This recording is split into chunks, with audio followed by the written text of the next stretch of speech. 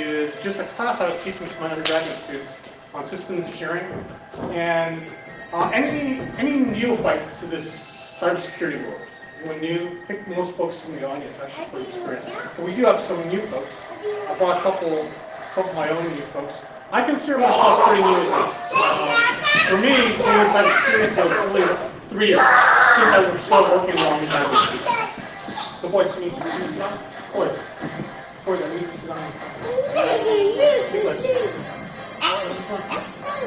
No, sit down, you brother.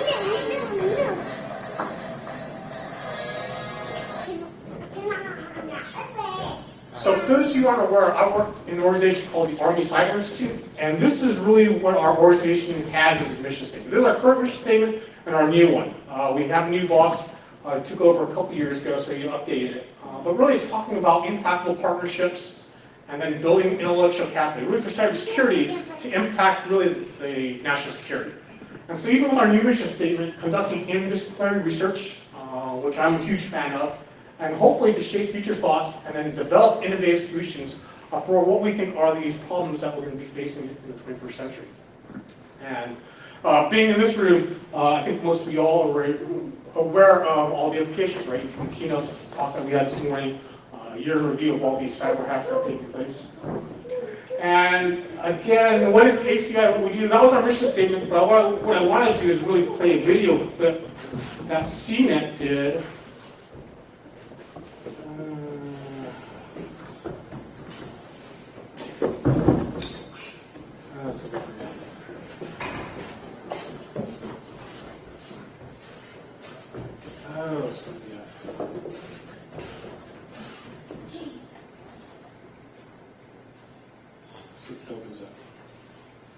There it is. Watching Star Wars with us doing Yeah, so the volume's a little bad, so I'll sort of narrate through this. What CNET did was they did a 2-minute clip on the Army Cyber Institute and just helped promote what we do at Westpoint. It talks a little bit about Westpoint itself, the United States Military Academy.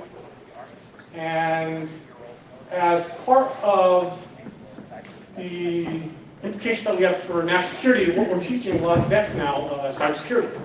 I'll go over a little more details of what's going on at Westpoint, but really in this video clip it's talking about the Cadet Cyber Challenge team, and we call it C3 teams. They're doing essentially what's going on upstairs, with the capture flag contests. So in this case, we have Westpoint cadets teams taking on the other Service Academy teams, seeing who's as the narration goes on, we find out that Navy beats out Westpoint in this past year. No, can you sit down, please? Can you sit down, please? No, it's too dangerous up here. Sit down, please. Nicholas, sit down, please, too. Sit down with your brother. Nicholas, sit down with your brother, please.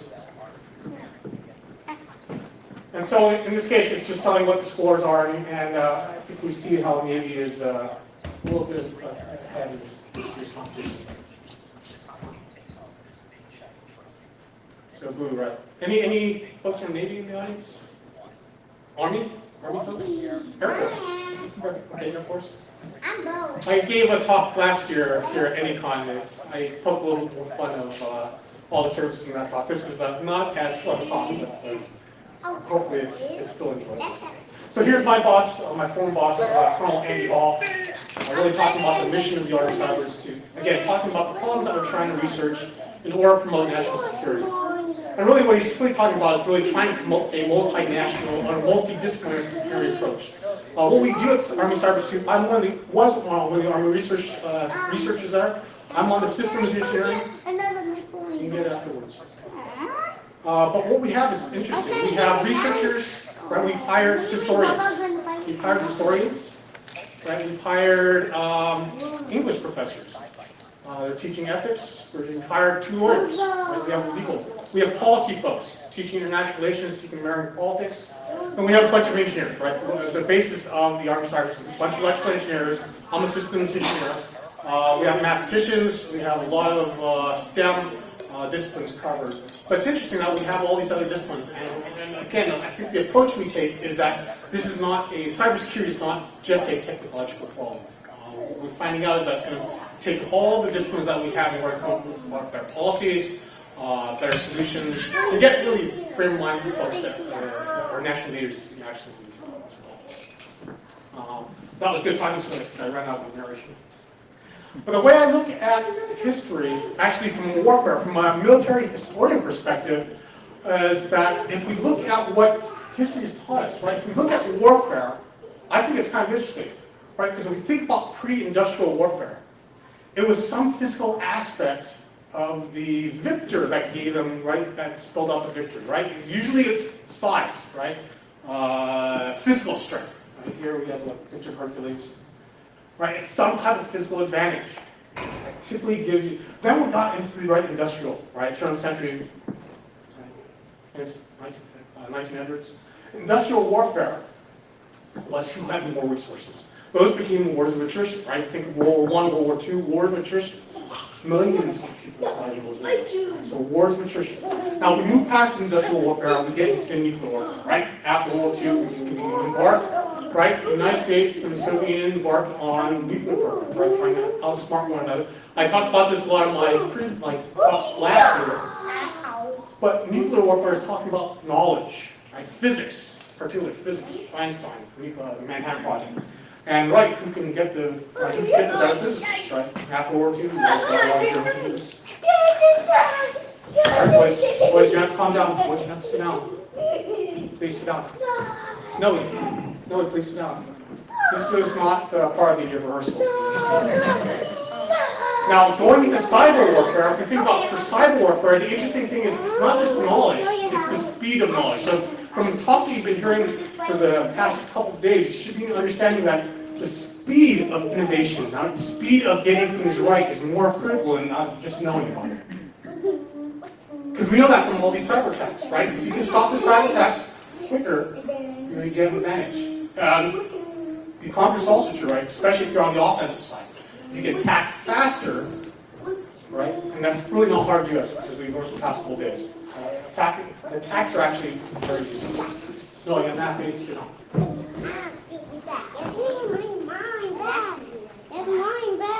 Okay, just going back to the military academy side now.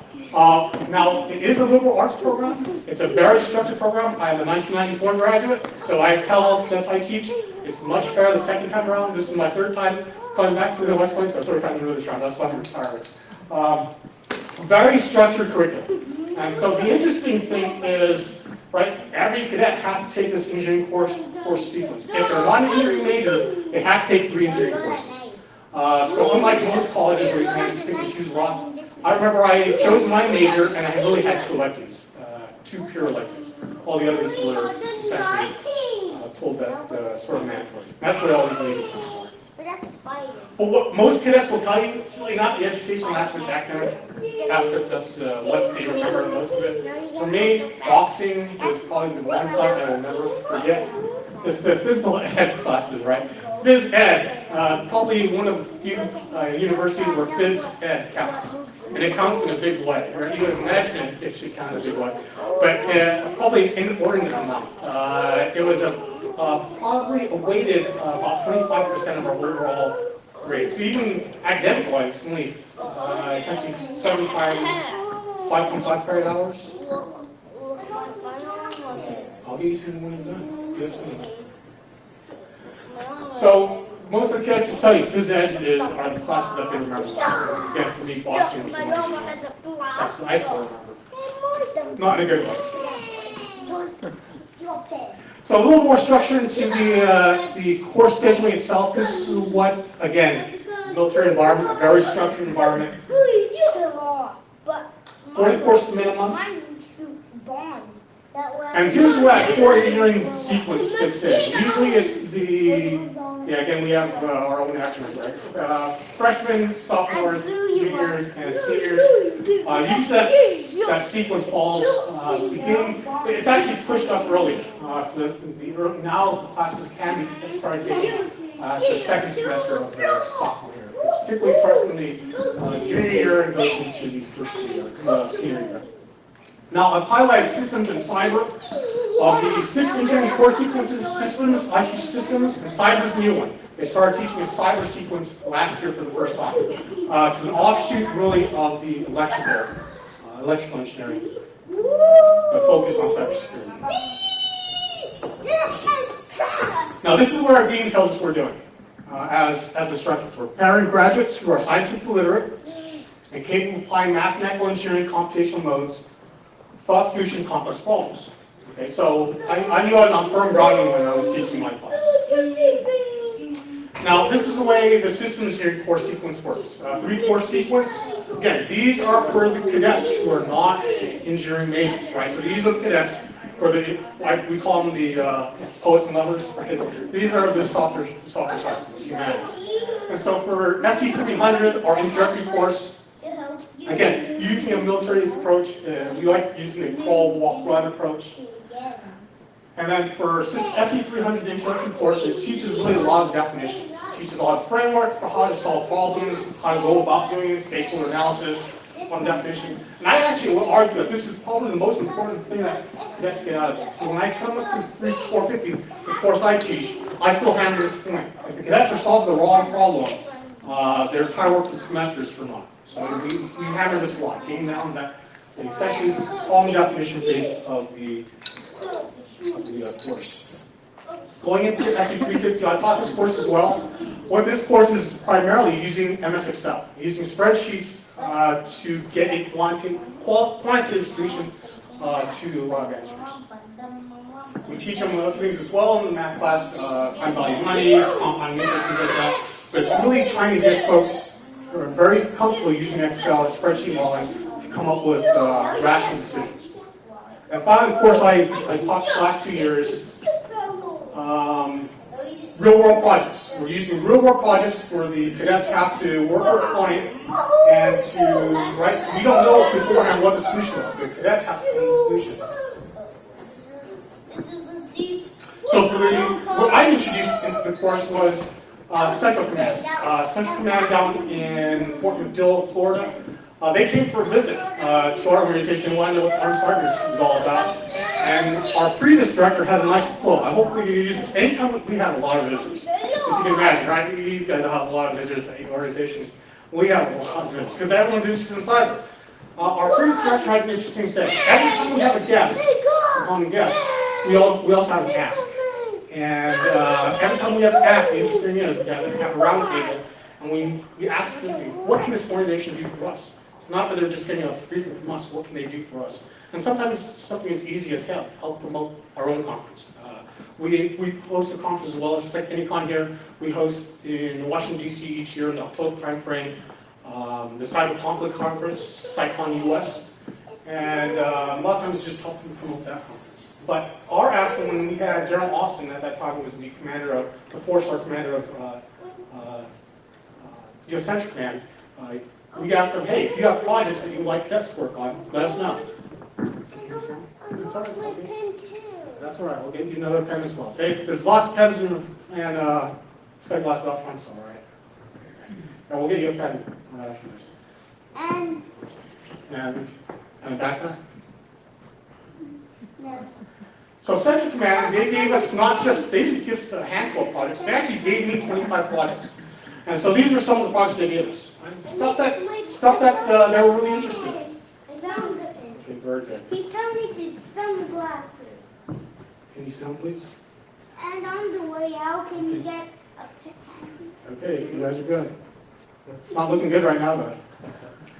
Okay, so they gave us, really, I had 3 rules. I had 3 rules for Central Command when they sponsored the project. I at least came up with projects. I wanted a problem that we really wanted to research. So it had to be a real world problem that they really wanted. I wanted something that was on their approval path. So I did not want a project that was, that they had their own deadline, all right, 2 months, 6 months, because I didn't want to be tied to their timelines, because I didn't want our best to fail in that regard. And again, I wanted problems that were complex. The more complex, the better, I told them. Right? Something that they really need help with, but they just didn't have the manpower, the man hours for it. Say, Central Command, if you're not aware, Central Command, they're the ones that are fighting Iraq, Syria, Afghanistan. They're pretty busy folks.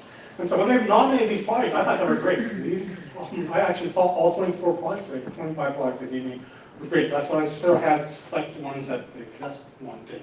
The first year teaching this 2 years ago, I had 4 teams. If you look at some of these projects, right? Assist partner nation defenses and bolster trust. Wow, it's pretty complex for undergraduate team take on. Team Estonia, benchmarking the Estonian cyber team. Team Spike, surge of information now, what that means for the US and US military. And then operationalizing cyber. Holy smokes. When the Cadets got these projects, they were overwhelmed. I told them it's okay. I told them they are just like me when I first started the Army Cyber Institute. And the great thing that you hopefully get from this talk is a way to introduce cyber to newbies. I consider myself a newbie still. And hopefully the story makes sense. And that's why it's great having all the young folks here. Hopefully you'll see some of these movies and hopefully you'll watch them. I let them watch a couple of movies already. I want to be a newbie. But the great thing is look at these majors, sociology, management, philosophy. All these folks get a Bachelor of Science from Westpoint. It's Bachelor of Science in philosophy. It's great, right? Bachelor of Science in management. Bachelor of Science in Russian language. I had Nan Porter. She was I help out with the tennis teams at Westpoint. Nan Porter was one of the team captains of the tennis team. So it was actually nice having her in my class. There she is. Man in the middle there. And they did a great job. Their paper actually got published in the conference. So that was really nice. And then 2 years ago, my second cohort, looking at how to best employ a cyber reserve force for the military. The cyber insurance really exists. I thought these cadets were actually going a different way. I thought initially when they were doing literature, they were telling me no, but then they sort of switched and I ended up with that. That was kind of nice. How do we do offensive cyber operations? There's a whole paper on that. How do you integrate all these cyber forces for when we do have cyber warfare? And then how do we counter violent extremist organizations in the cyber world? How do we counter ISIS? How do we counter all these extremist forces? They're using social media, right? So that was what that good team was looking at. And the great thing with this last year, or 2 years ago really, I had 3 teams that submitted for publication. So Team Reserves, Team Insurance, and Team, they call it Team LOCO, Team Offensive Cyber Operations. Those papers are in publication right now, or pre-press right now. So that's kind of nice. And just a closer look at one of the teams, a closer look at one of these, and the themes are very similar for all the teams because we're giving a process for these cadets to take on. So we're looking at team counter violent extremist organizations. Again, 2 management majors, an American politics major. And that was their plan. I was actually surprised. I didn't realize I was working with the Navy when I saw the CW04. I was mistaken. I thought it was CW4, so I thought it was an Army guy. But again, it is a joint organization in CENTCOM. And we're actually, the cadets were working for a Navy guy. When they got the pictures, they were very nice. So the initial problem statement that this CW4 writing club came up with is a very vague statement, but vague is nice. I told the cadets, vague is nice because part of their problem is to figure out how they turn this initial problem statement into something they can work on. And so what the cadets came up with on their first or second iterations is they transformed this into a revised problem statement. This is something that they can work on, right? Develop systems that help identify patterns and trends to disrupt. Right? These violent extremist groups are using cyber activities. Put your hand down. That's very rude right now. And eventually what they came up with when they actually did their project and they came to the write-up was they refined the problems even more.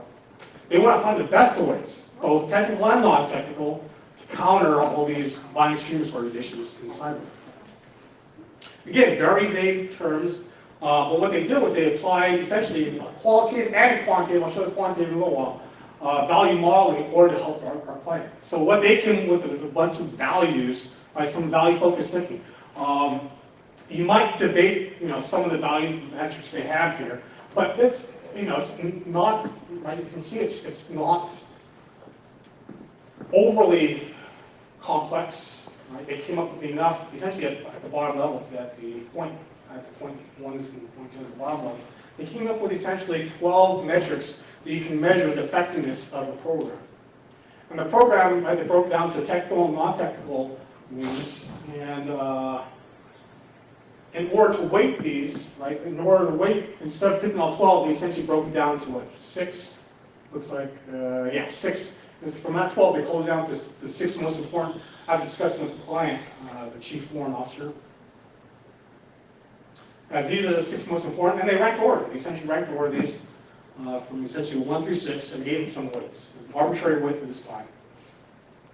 And they came up, again, using Excel, right? Using Excel. The great thing is Excel does this for you, right? If you do a scatter plot, when we wrote the paper, it was amazing how much feedback. Saying, how did you guys do this? How did you guys do that? If you don't know Excel, right, you just put the data points in Excel, make sure you use scatter plot, right? Scatter plot function, and you just find the best fit line. It'll spit out the best fitting line that matches what it thinks is the best fit for those data plots.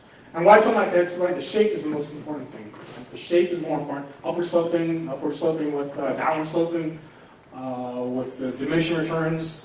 There's a parabolic. Okay. So in this case, I know it's going to be a nonlinear function. The overall function will be nonlinear. It's kind of nice. I actually like seeing, right, when guys give me these functions are all straight lines going upward, I know they haven't really thought too much about it. I actually like when they give me different shapes. So they've actually thought, because then different shapes are actually going to get competing interests, right, when you have trade-offs. And the mathematical function is purely a summation of, based on the weights that we give to each of these, times the whatever value is on the score for each of these values. And what the cadets for this project came in with 3 courses of action, right, has the implied a technical option, a non-technical option, and a blend. Usually the blend comes out as the winner. In this case, the blend did come out as the winner. But the interesting, okay, very good. We don't need to. The interesting thing is, right, the mixed, right, the blended solution does come up as the overall highest weight score. But the interesting thing is, now if your chief writing who proposed this, tech came up very close second. So they're probably on the right track. The interesting thing was non-tech, right? If you're on human means, this is what I came up with afterwards. It really does score the lowest, right? It's actually 50% mark of the ideal value. So the insights are, it's not just that you get a better solution going blended, but it's telling you tech does give you added value, right? So as long, we are thinking along the right track based on the values that the client was interested in. Now, these are my simple rules. So if you're trying to teach new folks about cybersecurity, this is what I recommend. Start with the physical security analogy. Has anyone ever seen Deviant Ollam, any of his talks? He gives a lot of talks at these cybersecurity conferences too. If you haven't seen it, I recommend going to just go to YouTube and just search for Deviant. That's his name. He changed his name. Deviant Ollam. Look for the chocolate convoy. I've seen a couple of his. It gets pretty graphic. His vocabulary gets pretty vulgar in a lot of his talks. This is one of the more family-friendly ones. Chocolate Con from a few years ago, just YouTube, do a search for Deviant Ollam Chocolate Con. Because the great thing with his talk, Deviant, I actually saw him, he came and gave a talk at one of our conferences, but I actually saw him at another conference where he gave a keynote speech. When I saw his talk, it crystallized what cybersecurity was. Because the great thing is, for every, right, if you don't know Deviant Ollam, he's a physical pen tester. So for every physical penetration, right, he gives you all his, right, everything that he broke into, he gives you the 10-cent fix. That's the great thing, right? He just doesn't tell you how he broke into it and right, what a great job he did. He gives you the 10-cent fix. Because if you apply a 10-cent fix, like he says, the greatest tools that he has when he goes on a pen test is a hammer and a nail. He doesn't break through the doors, right? We know from all these talks that you hear, right, from a military analogy perspective again, right, what cyber attackers are doing, they're not going to the front door, they're using back doors. They do not go to the front door because the front door has the, right, folks know, put locks on it. They go through the back doors are open. So what Deviant Ollam tells you, the best weapons he has is a nail and hammer. He doesn't go through the door, he takes a nail and hammer, pops the wedges open, takes the entire door off. It doesn't happen at the front door, it can be any door. But then he tells you the fix to that. 10-cent fixes. If you want to fix that, you just put on these wedge pins. Things like that. You go to Home Depot. That's why that's a great talk. So he does just give you the physical penetration. The exploits he does, he also gives you the fix. And which is what I think from a cybersecurity point of view, it's terrific. Because that's what we're thinking about for cyber defense. There are very expensive fixes, which the US government, I'm sad to say, is very much in the mind of trying to contract for. And they're easy fixes, right? How do we stop WannaCry? What is that British citizen who stopped WannaCry? He looked at the code and saw, oh, all the attack codes are pointing to this address. He typed the address and it wasn't registered. Guess what? He registered the address for $20 and all the attack vectors went right back to his address. Okay, so the bad news was the FBI got him for malware. Yeah, some other things in the previous slide. They just blamed him on Yeah, that. so that was actually, I think, a bad thing because it sort of stifles that type of creative, I think in this case, creative defense. I encourage my cadets to watch 4 movies. Now, my boys have already watched Sneakers. Again, I do recommend Sneakers as the first one. Sneakers and Robert Redford. I think I have, yeah, you have the images. Again, if you haven't seen Sneakers, it's an old movie. Robert Redford's in it. He's a pretty old guy, at least. Ben Kingsley's in it. I think Ben Kingsley should have gotten an Oscar for this role. He plays a great bad guy in this one. But really, all-star cast. Steve Poirier, Harry Bell, Dan Aykroyd's in it. Yeah. Sneakers is a great movie. If you're starting to learn about cybersecurity, I recommend watching Sneakers because it gives you not just physical pen testing, what Deviant Ollam does. It gives you some cyber attack issues as well. War Games. Right? These 2 movies are also prominently featured in Fred Kaplan's book, Dark Territory: The Secret History of the U.S. Cyber Community. So these 2 movies are prominently featured. Matrix. You should watch Matrix 1. Trinity does use Nmap in order to, if you see that screen capture, using Nmap to gain control of that power plant. And then Real Genius. And then my cadets, I actually gave them as bonus, gave them bonus points if they watch the movies and if they present to the class. And the cadets did a great job presenting. The only one that wasn't presented was Matrix. I figured everyone watched Matrix anyways. But I was surprised one of the cadets thought Real Genius was the best movie he'd ever watched. So, okay. I didn't think Val Kilmer was that good, but that's pretty good. Now, I also introduced cadets to these TED Talks, right? These ANYCon type of presentations that are being recorded.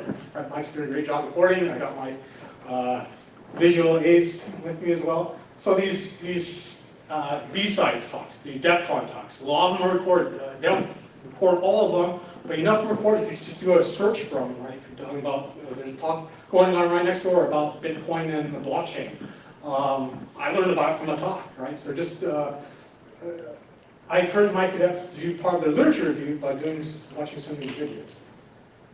And then I also encourage the cadets to incorporate, because I know I'm getting cadets from all different disciplines, I told them to use their own models that they learned from their psychology classes, models that they learned from their economics classes into the class.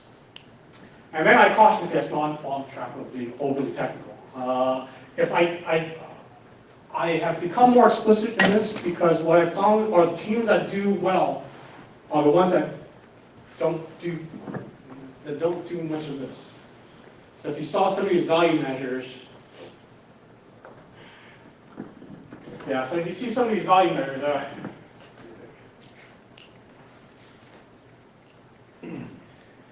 so you see some of these value measures. Number of words identified by social intel, number of deceptive sites, data size comprehension. I think they got too technical. I didn't fault them for it, but they got too technical. The ones that actually did a much better job kept it simple, right? Is it faster? Is it, right? They get more general, more generic types of value measures.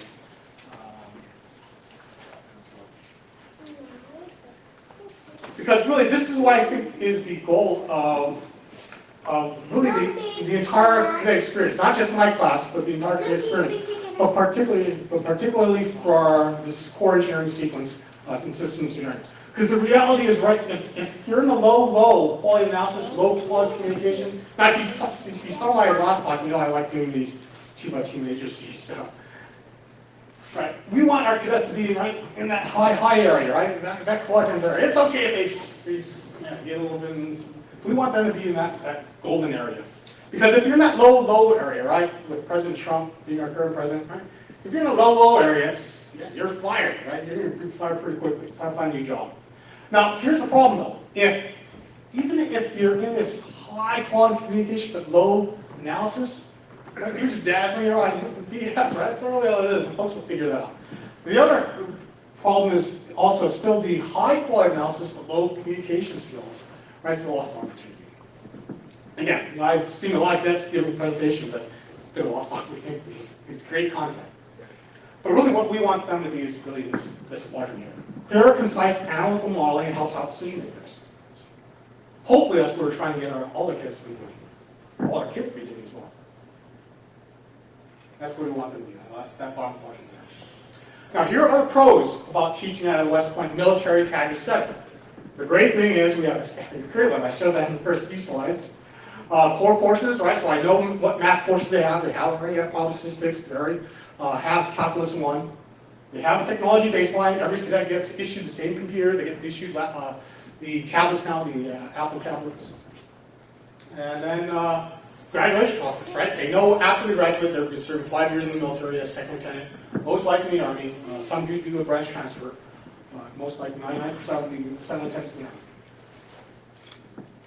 Now here are the cons. There are some cons about teaching in the military academy, and this is just an description that's in our engineering building.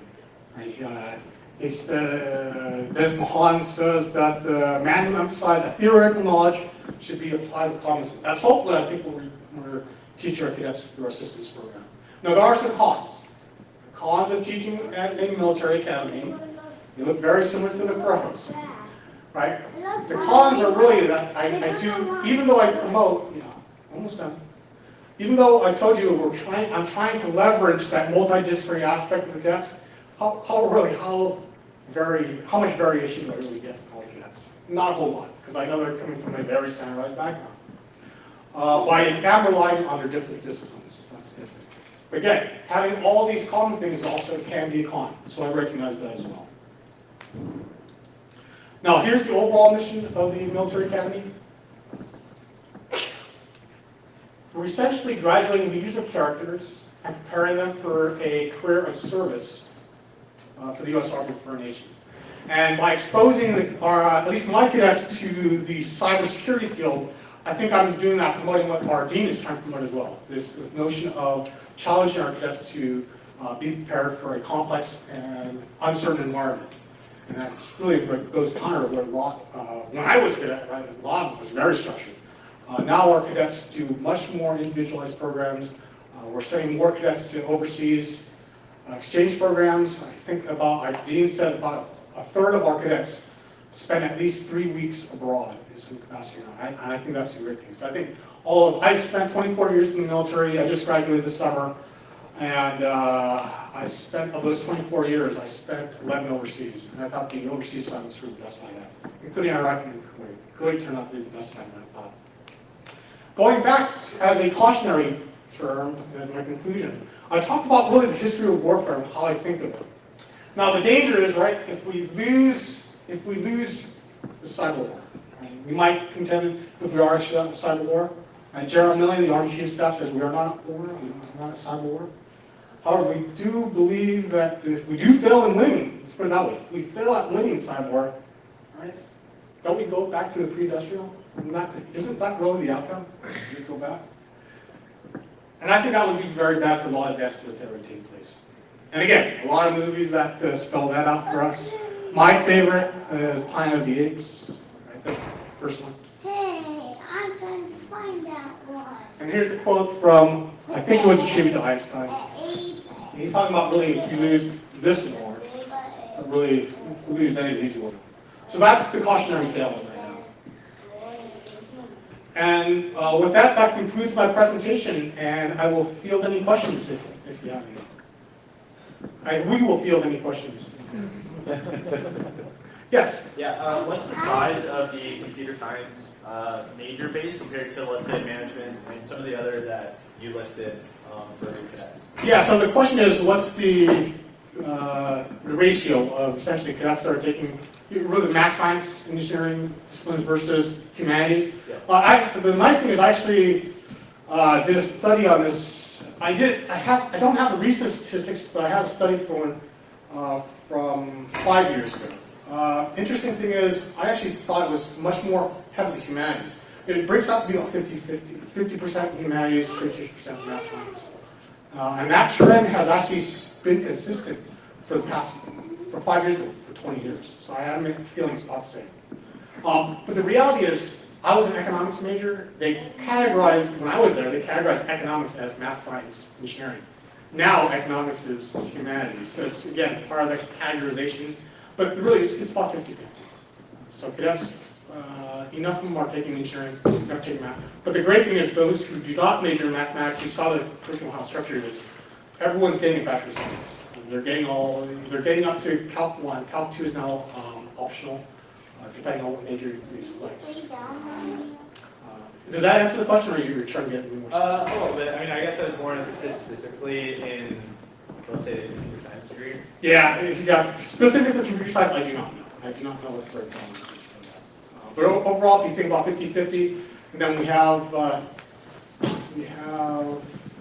six engineering disciplines, so I would imagine split those down. So I would think about a little less than 10%. Do you see the Army's culture going more towards cyber and less towards infantry? Yeah, so the question is, do I see the Army culture going more towards cyber and less towards infantry? I was actually talking with this notion of culture with someone during the lunch break, and there's enough business books that say culture beats strategy every day. I can't remember who said that, but culture is tough, right? There's always going to be a need for infantry. That's the nature of essentially the Army, right? We fight landlords as the Army. The great thing is that what my course is doing is, it doesn't matter, all the cadets that I taught there, none of them is a cyber major. Right? All these cadets here, or a cyber branch, none of them are cyber branch. All of them went something else. Because the cyber branch folks, they're very selective. Very small branch, and again, very experimental right now. But all these cadets, we have females, they're now infantry. They opened that up to females 2 years ago. Armors opened up to females. Field artillery has been opened up to females for about 10 years now. Yeah, you can see. Okay, I'm not going to get any more help. So again, I have field artillery. These are actually the branches they were interested in. And again, none of my cadets were cyber, because the cyber folks were the electrical engineers. They were the guys or gals working on that cyber engineering. Now, do I think that it's going more towards cyber? I heard a rumor, it might not be a rumor now, space is opening up. Space is a branch. So the whole notion, cyber got opened up as a branch 3 years ago. Cyber got opened up as a branch 3 years ago. Hey, you guys, go to sleep. Cyber opened up as a branch 3 years ago. Space might be opening up. So the notion that we're going towards 21st century, here. Even the infantry folks, it's the infantry folks that are going to be populating these new branches, right? We don't just grow space officers, we don't grow space soldiers. Same thing with cyber. Cyber didn't just grow up on itself. Cyber was an amalgamation of a lot of soldiers from military intelligence, signals, and then electronic warfare. So I have this space will be the same thing. Now a lot more soldiers, a lot more officers become more interested in space and cyber. That is an opportunity now. But even if there's straight infantry, I think this is the more important point. Even if you're straight infantry, you're going to be touched by cyber. That's why I think that my class is kind of interesting. It exposes the cadets to that experience that cyber is. The problems that they were researching, they saw the applicability for them in the second tense. Does that answer your question? Yeah. Yes. You mentioned that people would get too technical and it would make them successful. What would make them successful? Yeah, it's not that being too technically is bad, right? Especially in a conference like this, right? We actually need very technical folks. But if you look at the folks that I would teach you, right, they are coming into the class, and like me, I told cadets, I spelled cyber for the first time with a PSY. Right? For me, cyber is a daunting thing. To come to a conference like this, give a talk, even to attend a conference like this, that's not what my cadets are thinking. They are thinking, how do I graduate? And then how do I not embarrass myself? The cadets that got too technical were the ones thinking that had to be a technical solution, right? Had to be a technical, right? Or give me number of hits, number of kilobytes per second, things like that. I did not want that. That got too technical, especially if I told them I had a great guest lecturer. This is probably another simple rule I have. As much as I tell my cadets, right, cautionary tales, they will misinterpret or they will. I brought him a guest lecturer, and he gave him the example, and this is a Navy guy, for instance. He gave him an example, because he was a system engineer, he gave him an example. If you're designing the next bayonet for your soldier, right, for the 21st century war, what do you want it to be? And guess spit out. We want it to be light. We want it to be durable. We want it to be lethal. We want it to be sharp. We wanted to be aesthetically pleasing. We wanted, right? They gave out all these things. And was there a technical evaluation in there? No, right? Because I thought the BandNet was a perfect example for what we're teaching our system cadets. We want solutions that have values that appeal to any decision maker. The decision maker can change the values as what he thinks is important and the weights of those values, but I don't want it to be a technical solution. I want it to be a broad-based solution. So hopefully it's not that I'm discouraging them from taking technical route. I just understand that if they go too technical with their background, they're probably not going to answer the question in a broader sense. And they're going to get too focused on hunting down how do I actually measure the technical evaluations. I have a coworker who went to Westpoint, so Very technical? he is very technical. But so technicality, I think, is not probably the precise term we use. I actually like going back again to the matrix I use here. I think as long as they can analyze, right? If they can analyze and use some numbers to back it up, that's why we emphasize Microsoft Excel, spreadsheet modeling. A spreadsheet modeling. With this simple project, right, we incorporate essentially a lot of things for them to do. They're doing regression without them knowing about it, right? Getting a best fit line is doing regression. They're using data points. They're using data points to at least come up with a quantitative measure, not just a qualitative measure. They're actually doing both in that class. But we're trying to get them to focus on using quantitative measures as much as possible. Because we think it's easier for decision makers.